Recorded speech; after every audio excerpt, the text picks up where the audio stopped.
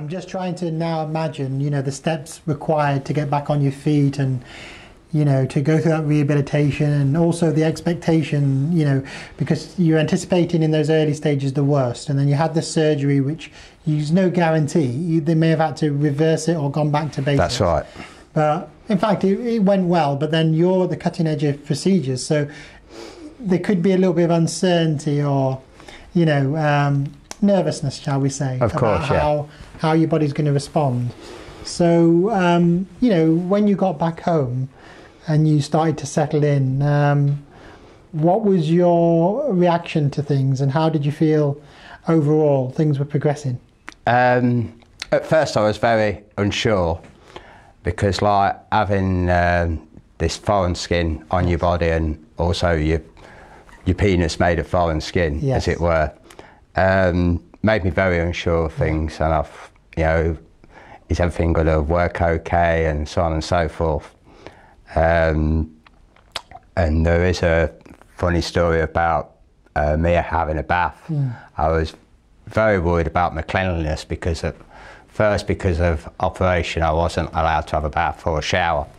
And although I had the odd shower, I did really want a bath.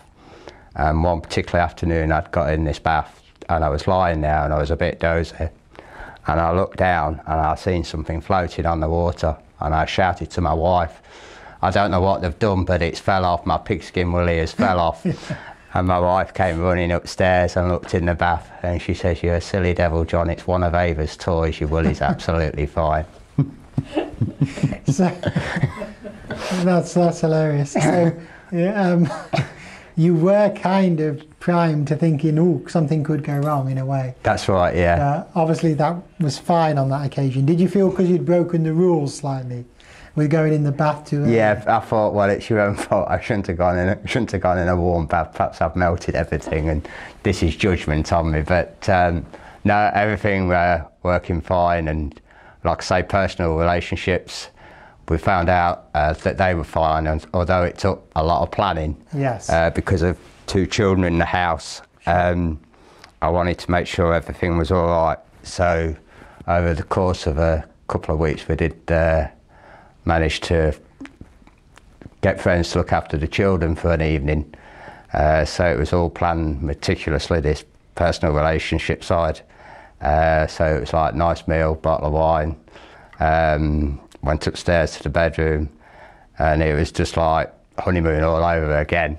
Both very nervous, but it's like I said to my wife before, I didn't want to sort of start this and come screaming and shouting out the bedroom saying that nothing's working in front of the children.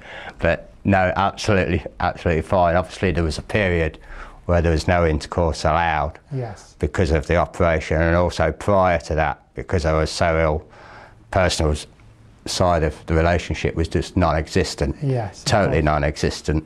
And that was roughly how long? Around about 6 months. Yeah. But obviously that's not the most important side of your relationship. It's about well-being. And did you maintain that personal warmth between you? Oh yeah. Even though the intimacy I think was less? The affection side of it increased 100%, without a doubt. Like, it probably sounds silly coming from a man, but lots of love, lots of cuddles. Even if it was just sitting on a settee holding hands, yeah, which is, I'll be honest, something we would not normally do. But yeah, that side of it went up 100%. Yes. And that's, in many ways, that is just as nice, yeah, just as nice, if not better. Yeah. Because every segment of a relationship is important, every segment. I guess by the close intimacy side being slightly on the back burner, you could focus on other aspects of the relationship. That's right, yeah. And it's like making time for each other and just talking to each other. And I think we both got a lot of things sorted out in our own heads at that time. A lot of things. Yeah. Like my wife's concerns for me, mine for her, and things that you wouldn't normally talk about. Yes. So there is a positive side as well. It's not all down. No. Has it affected your relationship? I'm guessing in a positive way. Yes, definitely. Over time. Yeah, because now you treat each day with a bit more respect now.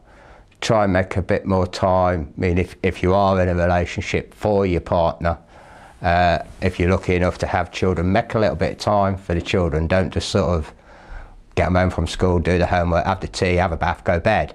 Spend, if it's only half an hour, a little bit of time each day, and try and make each day count, not just for you, but for the people around you, whatever type of relationship you may be in. Or if you live at home with mum and dad, make time for mum and dad. So on a personal note, it's affected your outlook, your view on life? Without a doubt, in a positive way though. Yeah.